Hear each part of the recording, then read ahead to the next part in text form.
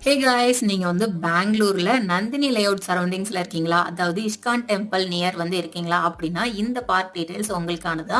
நீங்க வந்து ஒரு ஹவுஸ் ஒய்ஃபா இருக்கீங்களா? இல்ல ஒர்க்கிங் உமன், இல்ல வெயிட் லாஸ் பண்ணணும்னு ஆசைப்படுறீங்க, இல்ல குழந்தைங்க வச்சிருக்கீங்க, அவங்கள வந்து கொஞ்சம் நேரம் விளையாட விடணும், ரிலாக்ஸா உட்காந்துட்டு வரணும் அப்படின்னு ஆசைப்படுறீங்களா? அப்படின்னா இந்த பிளேஸ் வந்து உங்களுக்கானது தான்.